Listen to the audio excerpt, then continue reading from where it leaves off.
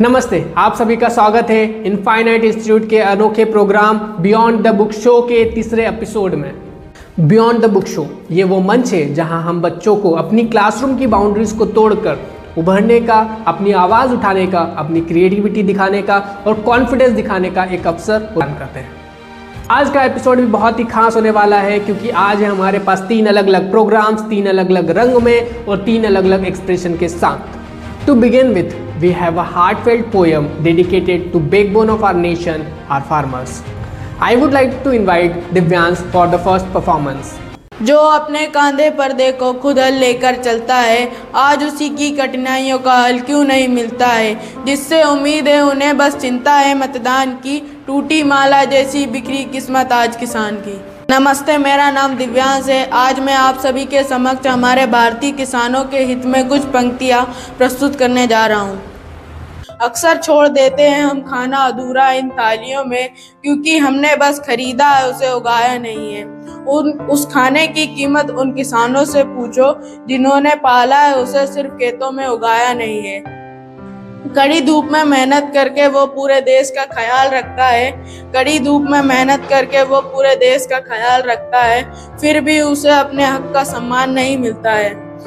ना उनकी सरकार सुनती है, ना हम उनके हालात समझते हैं। हम आराम से घर में बैठ के खाने का पूरा मज़ा लेते हैं और वहाँ कई किसान कर्ज में डूब के अपनी जान तक दे देते हैं।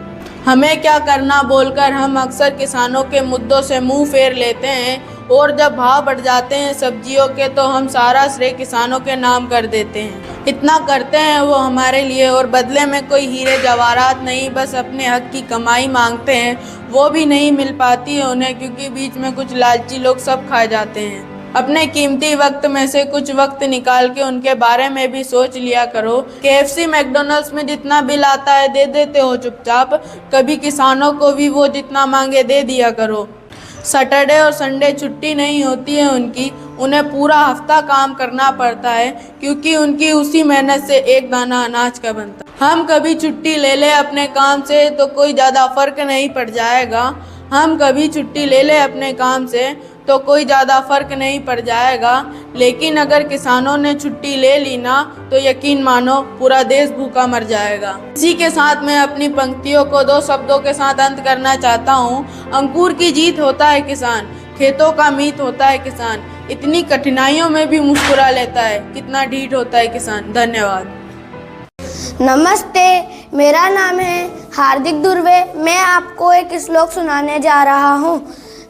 यदा यदा हि धर्मस्य ग्लानिर्भवति भारत अभ्युत्थानं धर्मस्य सदा आत्मानं सृजाम्यहम्। मैं इसका अर्थ बताने जा रहा हूँ। जब जब भी इस दुनिया में धर्म की हानि होती है और अधर्म की वृद्धि होती है, तब तब मैं प्रकट होता हूँ।